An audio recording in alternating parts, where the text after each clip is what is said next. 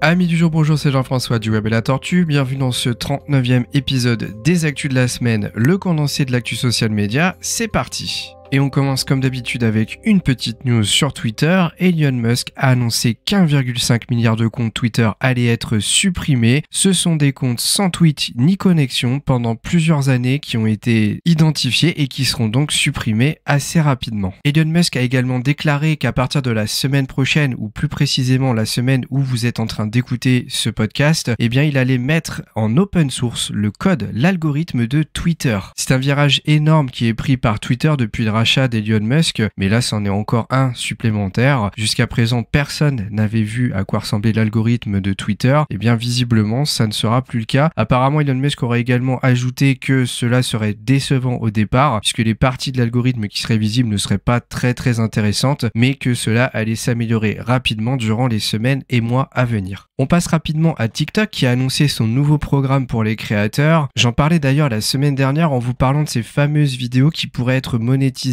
à $1. D'ailleurs, j'avais fait un sondage sur le sujet sur LinkedIn, Twitter et Instagram et 100% des personnes ayant répondu m'ont dit ne pas être prêtes à payer pour voir du contenu vidéo sur la plateforme. Bon, on n'est pas énorme non plus sur la communauté, mais ça veut dire beaucoup de choses. En tout cas, merci d'y avoir participé. Et donc, si on revient à cette histoire de programme pour les créateurs, eh bien, une variable importante refait son apparition. C'est l'obligation pour pouvoir monétiser de faire des TikTok qui dépassent la minute. C'est donc la deuxième fois que le programme créateur impose une durée d'1 minute, ce qui veut dire qu'on rallonge potentiellement et petit à petit la durée des TikTok en moyenne. Il faut pas oublier qu'au tout début de TikTok, les vidéos ne devaient pas durer plus de 15 secondes. Est-ce que TikTok petit à petit ne serait pas en train de prendre un petit virage direction YouTube? À noter qu'un autre critère obligatoire pour pouvoir financer ces vidéos, c'est que vous ayez au moins 18 ans. Allez, on passe à LinkedIn avec quelques petites mises à jour bien sympathiques qui arrivent. Alors vous le savez, sur LinkedIn, on peut créer des posts, mais aussi des articles, de véritables articles de blog avec une mise en page, avec la possibilité de mettre du gras, de l'italique, d'ajouter des images, un petit peu comme les blogs type WordPress. Eh bien, sachez que dorénavant, vous aurez une option très importante pour le SEO, l'optimisation pour les moteurs de recherche, c'est que vous pourrez modifier le title, la partie titre qui est visible sur Google directement, c'est la partie bleue dans les résultats de recherche qui est cliquable, mais également la métadescription qui est la phrase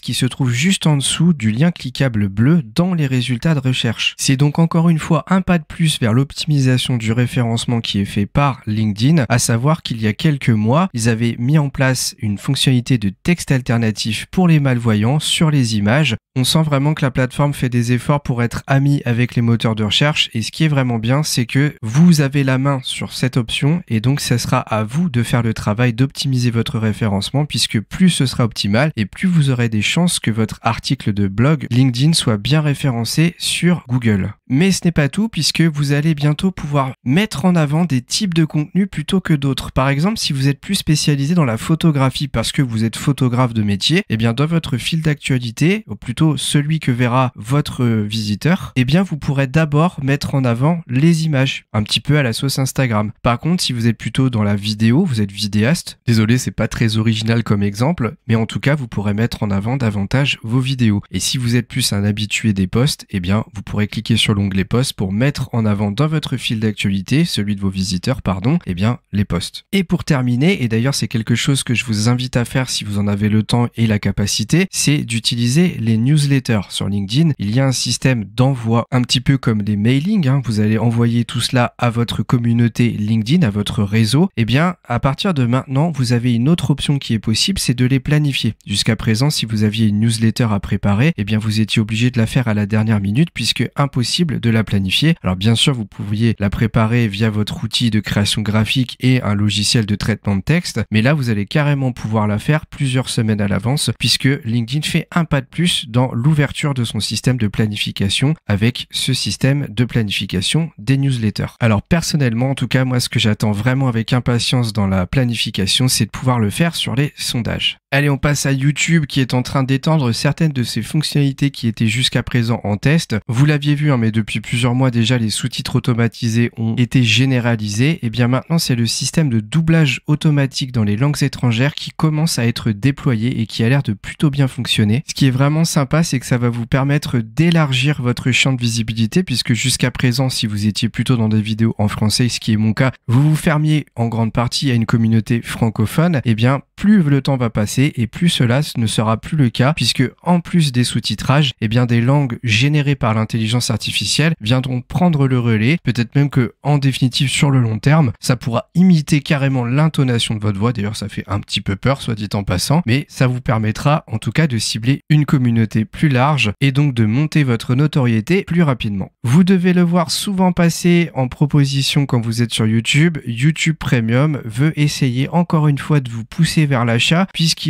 envisagent de créer des vidéos avec un format 1080p amélioré qui ne serait accessible que si vous payez YouTube Premium. Autrement dit, si vous vous plaignez de la qualité des vidéos, eh bien, passez à YouTube Premium. C'est un petit peu le message que veut faire passer la société YouTube. On verra ce que ça va donner. J'espère que tout ça, c'est pas que le début des problèmes. Je dis ça parce que ne pas oublier, j'annonçais la semaine dernière la démission de la PDG de YouTube qui était là depuis plusieurs années déjà et qu'elle a été remplacée par un PDG qui était à la direction du service publicité de YouTube et donc j'espère que tout cela, ce n'est pas que le début de toutes les options payantes qui pourraient arriver au cours de l'année 2023. Ensuite, deux petites news qui sont en cours ou qui seront bientôt déployées. De nouvelles statistiques ont été ajoutées sur les shorts, le nombre de fois où vos shorts sont apparus dans le flux et également combien on choisit de la regarder. C'était des stats que vous n'aviez pas actuellement sur les shorts mais que vous aviez en revanche bien entendu sur les vidéos classiques. Mais aussi YouTube Music à la partie Spotify de YouTube qui est en train de s'orienter vers le côté podcast puisque jusqu'à présent, seul Google Podcast permettait d'enregistrer des podcasts sur le moteur de recherche. Et bien YouTube Music s'est peut-être dit que si Spotify le faisait et d'ailleurs d'autres plateformes, pourquoi eux ne le feraient pas? C'est en cours de déploiement. Allez, on passe à Meta avec le lancement d'un concurrent de ChatGPT qui est pour l'instant réservé aux chercheurs. On est loin de la mise en production de l'application. Mais en tout cas, sachez que tous les réseaux sociaux majoritaires et d'ailleurs plein de sociétés autres que sur les réseaux sociaux se lancent dans l'intelligence artificielle encore plus depuis l'officialisation et l'accès globalisé de ChatGPT. Mais également le déploiement de Roll Call, une fonctionnalité copie de BeReal qui est en train d'être déployée sur Facebook. Pour rappel, BeReal, c'est un système de réseau social basé sur la vidéo qui vous permet d'envoyer justement des vidéos à plusieurs personnes et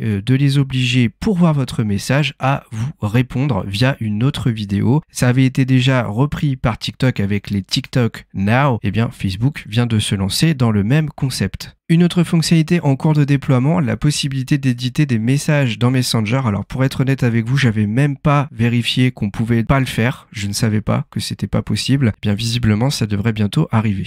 On passe à WhatsApp, je vous en parlais déjà depuis plusieurs semaines. On pourrait bientôt pouvoir modifier ces messages, mais sachez que WhatsApp envisagerait de limiter votre temps de modification exactement comme Twitter. Twitter qui, si vous êtes sur Twitter Blue, vous permet de modifier un tweet jusqu'à 30 minutes après sa publication. Eh bien WhatsApp envisagerait de faire la même chose mais jusqu'à 15 minutes après la publication du message. Alors je sais pas qu'est-ce qu'ils ont à vouloir faire ça et à vouloir mettre ça en place, mais qui sait, peut-être que si vous voulez dépasser cette durée, il faudra passer sur une sorte de version premium qui est en cours de création. En attendant, on critique beaucoup Twitter, mais quand on regarde un petit peu les autres réseaux sociaux, eh bien beaucoup d'entre eux reprennent des idées qui sont en cours de création justement par Elon Musk. On parle du badge sur Facebook, cette fois-ci la limitation du temps de modification sur WhatsApp, et j'en parlais il y a quelques minutes, YouTube qui envisage de brider la qualité de ses vidéos si vous n'êtes pas sur la version payante. C'est marrant, mais en tout cas, c'est en train de se démocratiser tous ces systèmes payants. À noter que serait en test un système de newsletter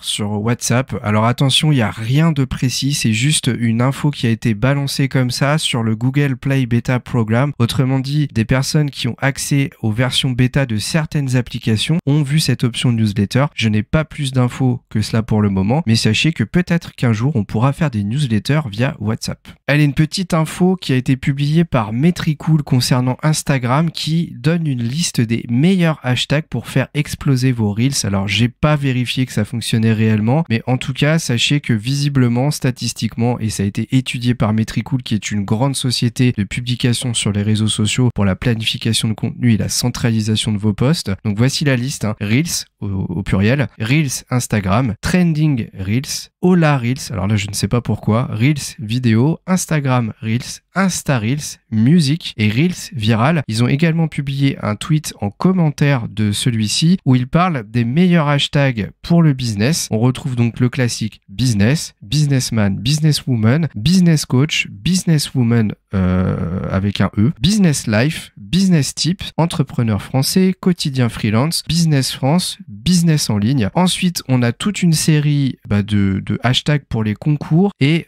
ceux qui génèrent le plus de likes et de followers. Par exemple, entre autres, suivez-moi, suivez-nous, follow me, follow for follow, follow to follow, F4F, hein, qui est un diminutif de follow for follow, et like for followers. On a toute une série encore de hashtags sur la gestion des réseaux sociaux. Je vais pas tous vous les lire hein, parce que ce serait un petit peu infect pour ce podcast, mais sachez que pour faire plus simple, je vous mettrai le tweet dans la description de ce podcast. Une autre étude que je vous mettrai en lien de ce podcast, qui est en fait un autre podcast qui parle des taux d'engagement. C'est super important. En fait, le taux d'engagement sur les réseaux sociaux, c'est ce qui vous permet de savoir si votre post a fonctionné ou pas. Je vous ai parlé il y a quelques semaines du taux d'engagement sur LinkedIn et sur Instagram qui avait été publié sur Agorapulse et je vous donnais justement les formules mathématiques pour les calculer. Eh bien, sachez qu'avec ce podcast, cette étude que je vais vous montrer et que je vous ai mis en lien, eh bien, vous aurez tous les taux d'engagement par réseaux sociaux, ce qui vous permettra, en reprenant les formules mathématiques de mon précédent podcast, eh bien, de pouvoir savoir si vos posts fonctionnent ou vos vidéos YouTube, par exemple, fonctionnent sur la plateforme. Sachez par exemple que le taux d'engagement moyen sur YouTube en 2023 est estimé à 1,7% et qu'un autre exemple sur LinkedIn, il est à 2,6%. Alors ça colle hein, parce que si je fais le croisement entre l'étude ici et celle d'Agorapulse que je vous ai présentée il y a quelques semaines, le taux LinkedIn est le même à 0,2% près, donc on est dans les clous. Voilà, on arrive à la fin de ce podcast qui était assez dense. J'espère que ça vous a plu. Merci de votre écoute. Comme d'habitude, si vous voulez échanger avec moi, faites-le en commentaire sur le podcast sur YouTube. N'hésitez pas à vous abonner sur Spotify, à mettre 5 étoiles dès que vous en avez la possibilité, car ça aide notre chaîne à se rendre visible. Et moi, je vous dis à très vite pour un nouveau podcast du web et la tortue.